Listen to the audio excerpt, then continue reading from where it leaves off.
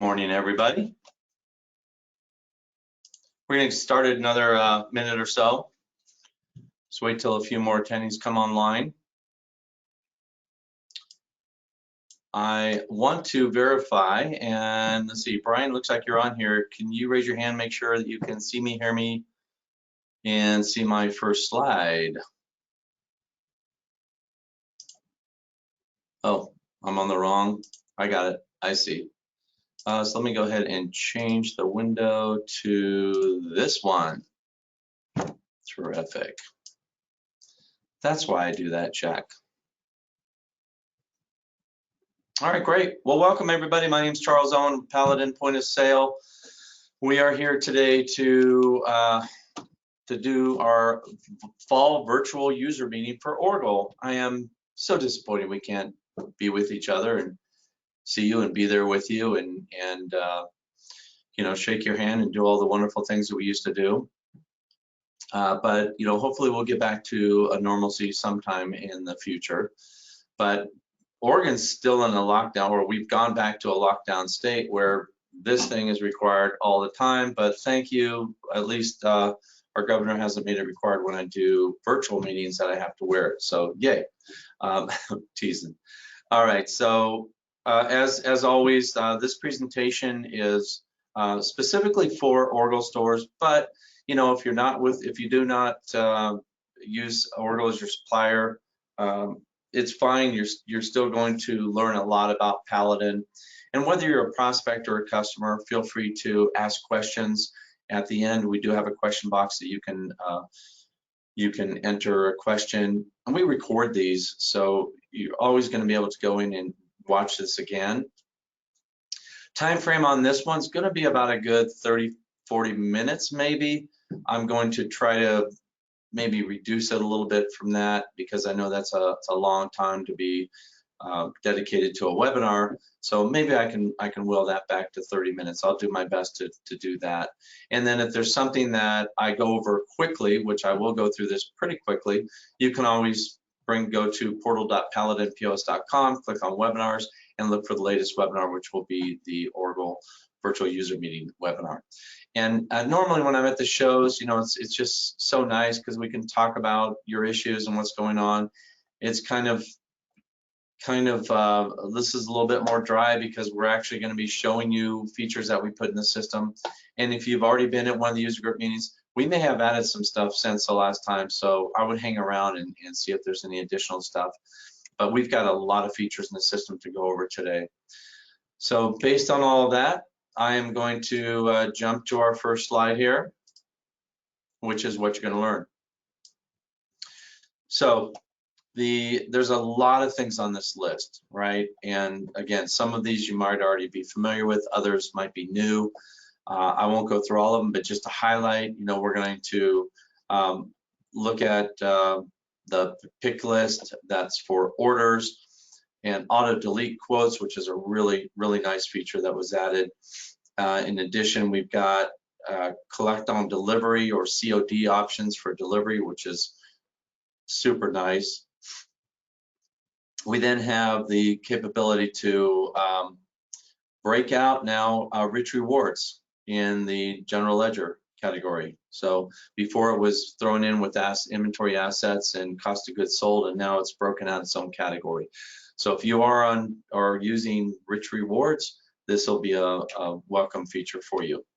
Some of the things that we've added recently, which you probably maybe don't know about, we've added adding incremental part numbers automatically when adding inventory items, either in batch or individually one by one.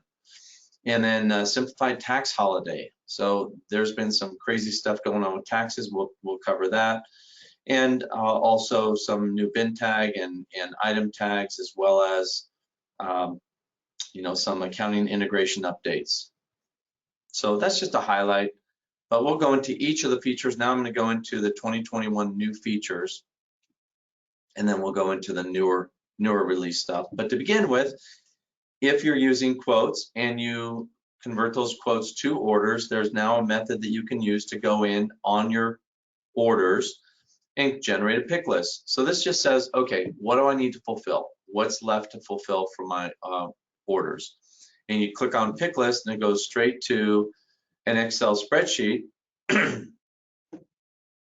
And on that Excel spreadsheet, it shows the quantity left remaining to fulfill. It breaks out each of the jobs, each of the customers, each of the orders, and enables you to just go to the one you want and fulfill that very quickly and easily. So this has been a request for a long time, adding a feature to remove quotes that have been in the system for a while. So if you're doing a lot of quotations, a lot of negotiations, but you find that, well, after 30 days, the quote gets stale. If they don't come in after 30 days and buy the product or execute on this quote, then I'm just going to have it automatically deleted. So you can do that. So you go to File Setup Invoice Store tab and look for the setting delete stored quotes after a specified number of days. If it's set to 0, which it comes default to 0, that means the quotes will never be deleted. If you set a specific day, like 7 days, 10 days, 30 days, 60 days, on that day, it will remove all those quotes, and they are not retrievable unless we go back to a backup and restore those. So just make certain that you want to get rid of those quotes, and you can do that. Otherwise, leave it at 0. We gave the capability now on mobile to checkout to actually skip the signature. Before, this wasn't an option. So now you have the option to skip the signature. And to set that up, just go to File Setup Credit Card tab under the signature pane, and you select Skip Signature. This is required for mobile to checkout version 1.1.5 or higher. And I think currently our current, I think our current update is 1.20 or 1.21, something of that nature. So the transaction report now includes a couple of additional fields. So the Excel version of the transaction report, that's one where it says transaction report to Excel. When you print that, or when you produce an Excel file from that information, it will give you some additional columns. And those columns are not only for rewards IDs, but also for other integrations. In this case, we have Volusion, we have BlueTarp. These are different integrations that we have. So any integration that you have set up to externally sync with other products or alternate IDs, it will show those alternate IDs and what the rewards type is. All right, so charge customer email utility. So for your charge customers, you now have the ability to send out a batch email to all of your charge customers. You just go under Maintain, Utilities, Customer Utilities, and click on Email Charge Customer. And for each of the emails, you just, for the message, you just enter your message right in the body of this. And then when you hit send, it's going to send that email to every one of your customers who have a credit limit greater than 0, right? So if it's credit limit of 1 cent, they'll still get an email.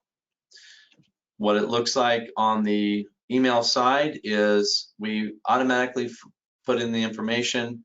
This is for you, or not you, but your customers. And then down below we put, dear so-and-so, this is a message from your local hardware store, whatever the name is, and then your message will appear below that. So great way to keep the lines of communication open with your customers, especially your charge customers, those that you want to connect with all the time. Maybe you might want to send them a message about, hey, statements will be delayed 3 days, or whatever you want to say, you can say in that. We've added another permission. So there's some stores that actually don't want to, they have a policy that they don't want to return cash to cash customers. And in this case, they might want to not return cash to their charge customers as well. Well, if you select this permission under the access levels, returns charge only, what'll happen is when the customer comes in to receive credit or return an item, it will go as a credit against their account. And that's all that'll happen. That's the only way that that particular cashier can return items. So this is a feature, if you like it, you can turn on you go into the File Setup Employees tab, and then you would activate this for those employees that must that you don't want to give cash back, or you don't want them to give cash back. And they must have access to invoicing in order to do this. So you have to check the invoicing box above, and then you can check the returns charge only box as demonstrated right here on this image.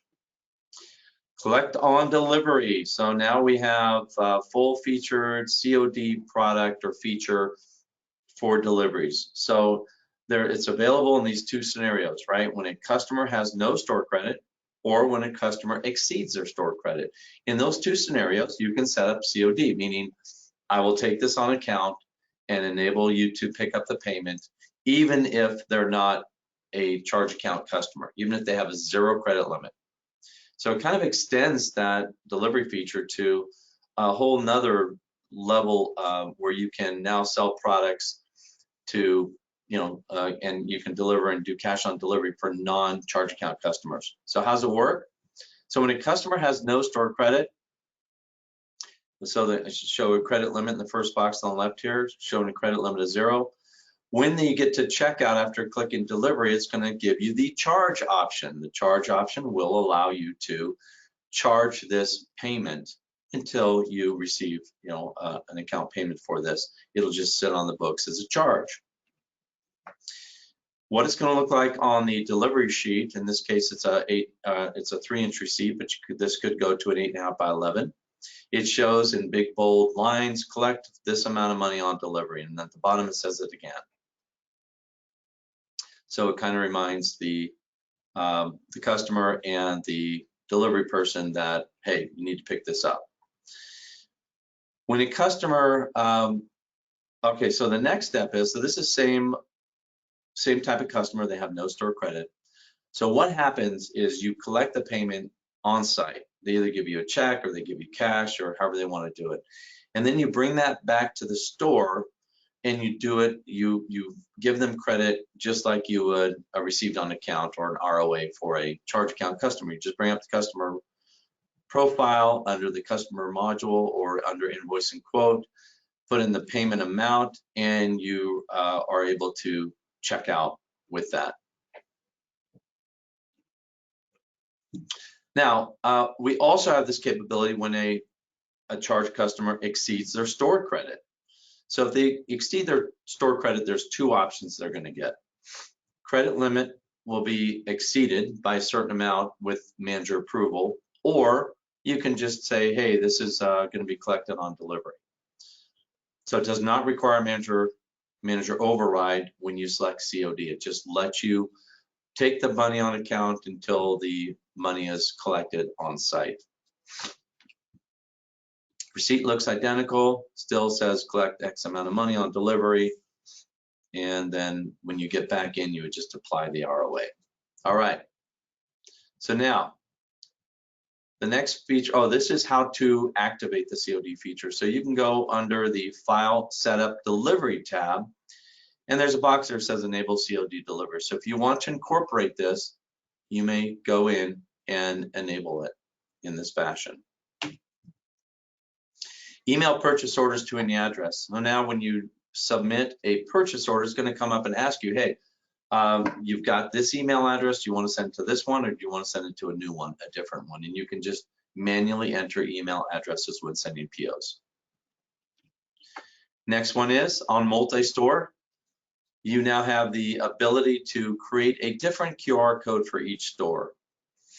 So you can put as you know, you can put a QR code at the bottom of your receipt, and this is for both single stores and multi-stores. In the case of multi-stores, up until now, you've had to share the QR code between the stores. Now you can have a unique QR code at each store. And that just is under File Setups Forms tab. And you can set that up at the bottom of that Forms tab. Now, we have also enhanced the advanced lookup feature to search through ACH. So if you're doing automated clearinghouse or automatic checks, it will search account numbers, routing numbers, additional information that it stores for your ACH checks. And that's when you do an all search, not by name or account number or by address or phone. You just do it by all. you type in a number. In this case, it's a rounded number. It finds who that customer is and calls them up. Next one is GL Summary. This is the one I had mentioned where the coupons for rich rewards have been taken out of the standard assets and cost of goods sold and put into their own separate buckets. Coupons issued for assets and coupons issued for expense account to balance it out. How it looks, this is how the setup looks. Once you set it up, you put in your account number if you want it there. It puts it at the bottom of the GL summary list. So these I think are the only two columns that you can leave blank if you're doing general ledger integration with another product. I believe you can leave these blank because obviously if you don't offer or honor rich rewards, then it's a moot issue. But it does separate it out on the GL summary report, which is really, really nice.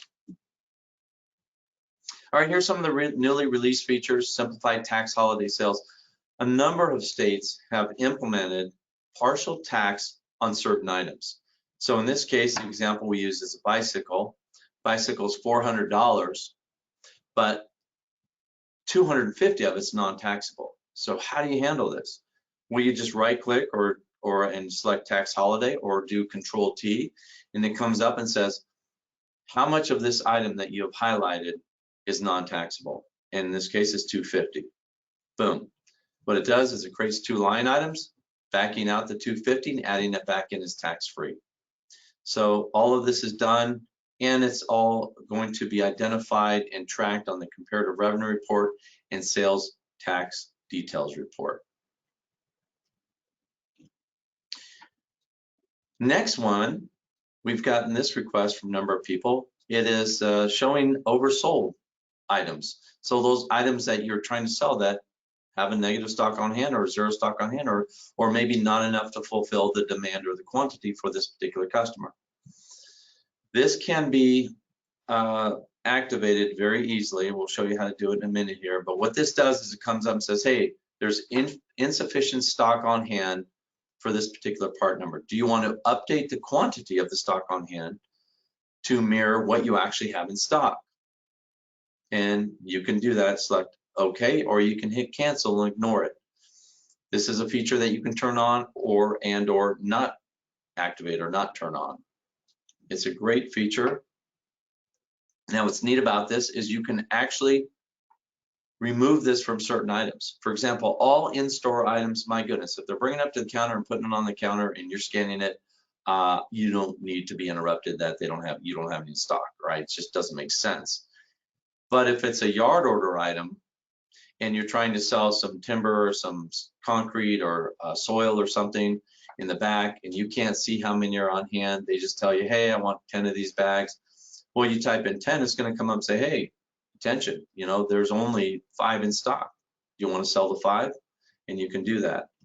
How you set that up is you go into File Setup, Invoice Store tab, and close to the bottom, you'll see an Enable Oversold warning. That turns it on for every item in your store. Next, if you want to filter out and just filter those items that are in the yard, now you can put a location code for the yard or for the wherever you store things that you can't see how many you have in stock, and the customer can't literally bring them up to the counter. You can put a location or location range in that says, hey, for these items, don't give me or do give me a message, but for everything else, don't give me a message. So it's great filter. You really need to consider this because you don't want to interrupt your cashiers at checkout with items that are in your store, but it's good to definitely alert them to items that a customer is trying to buy. When they go outside and discover that there's not enough, it's just a hassle, right? They have to come back in and deal with you. You got to do a credit. It can be real messy. All right, next, Benjamin Moore program reports. There's been a request for those stores that have Benjamin Moore as their paint supplier. You now have the capability to track the sales for your outside sales reps. And you can also do contractor and commercial pricing, so CCP. So this is a setup where you'll have to go in and set up the Benjamin Moore reps, and you give them, you enter the parameters here under the Benjamin Moore OSR report or outside sales rep report, and you get a report that Benjamin Moore's able to track the sales. I think it's a program where you might get some benefit if you do this. So check with your Benjamin Moore representative. So what you would do is to set up that particular salesperson is you go into the Paladin configuration, go into customer types, and add those OSRs as a customer type, and then you would assign that customer type to a particular individual or company. And that's what we show here in these two diagrams. And there's no setup for the CCP reports, which are the contractor and commercial pricing reports. New item and new bin tag. So we have a new item tag that is in the shape of a barbell, which is intended for rings and jewelry and that sort of thing, where we can produce the part number and the alternate part number, put that on there. In addition to that, and now that's available for only the desktop dedicated label printer, the roll printer, right? It's not, doesn't work for your laser gun, it doesn't work for the portable, or not laser gun, it doesn't work for the laser printer and or the portable printer that hooks up to your RF gun, but it does work on the dedicated bin tag labeled desktop printer. All right, in addition, also we've created a new bin tag for somebody that wanted a new different format, and that is also available on the desktop side. Now, if you want to see additional bin tags and item tags and any type of report, custom report or sign, you can go to the LTS catalog in the Paladin knowledge base. So if you go to portal.paladinpos.com, search for LTSR, it'll automatically come up, or in Paladin, you just go to Paladin help knowledge base and search for LTSR, and that will bring you the 40+ page document showing all the different, I think we have 40 different types of bin tags and multiple item tags and shelf tags and reports and signs that we support that are in there. All right, the next one is incremental part numbers. If you wish to add an incremental part number or a part number that you want assigned by the computer, we can do that. So it starts, we call them X alternate part numbers or X numbers, where it starts with an X and then it goes out 5 places, starting with 00001 all the way up to 99,000 and or 999,999. So when you do this, when you add a part to the inventory, you just click next X number and it, boom, pops it right in. Next time you do one, it would be X0006 in this case, 5 being the one on the screen. Now, this is great when you're adding individual items. It can do this, but in addition, when you're importing, let's say you want to import a 1,000 item catalog from somebody, you can import those part numbers and those prices, and you can identify and click the button that says, hey, also include, let me go back a screen here. I'm kind of jumping the gun here. So you can also go into the data viewer in the inventory import, and you can import items, and there's a checkbox in there. I thought we showed it here, but we don't. But if you go to data viewer, inventory, import, you'll see there's a little checkbox that says something to the effect of apply X numbers when importing, and it will automatically add those part numbers for you. All right, now we're on the export your sales information into Excel. So you now have the capability to go in and export your sale list. So let's say you create this fabulous sale list that's 100 lines long and you want to change the prices. So you would normally go to somewhere else where you created that sale list, make those modifications and import it in. Well, in this case, if you can't find that file or you don't have access to it or you never created one, you can export your sale list just by hitting the export button. Now you get to this by going File, Setup, Sale List, and you must, this is really important, you must select the Edit tab in order to make the export and the import appear. Otherwise, they're grayed out. So you must hit Edit, then you can export, then you can modify your file, and you can turn around and guess what? Import it right back in. So description 3 has been added as a search criteria for advanced lookup. So description 3, typically used for e-commerce, typically used for our interface with Volusion. And you'll find it on the last screen in inventory under the general tab. And then you might need to scroll down a little bit in that bottom right-hand quadrant, and you'll see description 3. And it holds and supports up to 250 characters of a description. You can see why this is important for e-commerce, because you can't sell anything without a decent description and a photograph. Well, this is where we can store that description. And now you can search the description field. When you search by keyword, not only will it search for description, it'll also search description 1 and 2, but it'll search for description 3.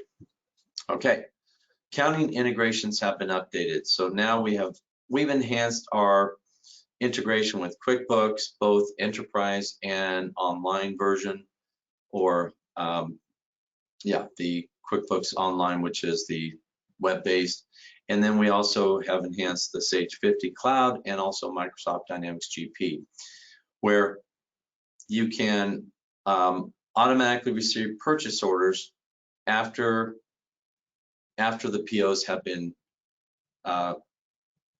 closed in Paladin. Automatically sends over a purchase order, and it goes over as a vendor bill, and it's really nice. This is no longer are you having to deal with accounts payables where you're entering the invoice information into your accounts receive or your general ledger package or your accounts payables. It'll now just go over automatically when a purchase order in Paladin is closed. If you enter a supplier invoice number when you receive a PO, it will be used as the reference number for the vendor bill in QuickBooks. So that's really important and a nice update as well. Otherwise, Paladin PO number will be used for that. I think the last thing on the list here is Blue Tarp name has been changed to Capital One Trade Credit Company. So we rebranded this. We've changed, if you're on Blue Tarp, which is a wonderful service that was acquired apparently by Capital One, they manage all your accounts receivables. All your statements are managed, all your received on accounts are managed, and you get paid by Capital One electronically when the customer makes the charge. So it's nice, you don't have to carry the money on the books. Also, I'm not sure if Capital One still does this, but I know Blue Tarp would buy your outstanding receivables, which is kind of cool because that puts money immediately in your pocket and puts the onus on them for collections. So check with them if you're interested. We do have a really nice integration with Capital One, and now we've changed the logo to look like the actual company it is.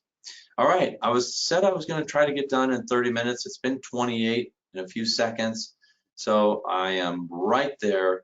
Wanted to tell you that you can learn more if you go into Paladin Knowledge Base. You can either copy these 3 links below, put them into your browser, or you can click on the links above.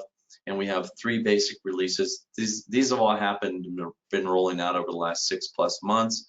So this is a good summary of all the new features that have been added to the system. Hopefully it was helpful for you.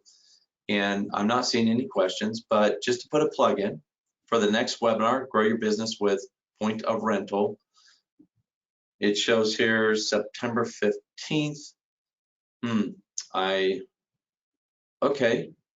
Stay tuned because I thought it was on a different date, but that's what's on the slide. So that's what I'm sticking with for right now. But things are fluid here. It could change any minute. So stay tuned for that. I want to let you know also, you can find other information in Paladin's knowledge base, our retail science. You can watch and rewatch webinars like this one, for example, or share it with your employees. And all the self-help tools, not only available through Paladin, but also available at portal.paladinpos.com. And wow, looks like I pretty much still have most people's attention, which is great. I'm again apologize that we can't be there in person to enjoy the market. It's always so nice to see everybody. We really appreciate it. Miss you guys, miss the reps, miss being at the shows. but you know, it is what it is in this world today. So I'm going to sign off now because I don't see any questions. So God bless everybody. Have a great rest of the day, and until next time, have a good one. Bye-bye.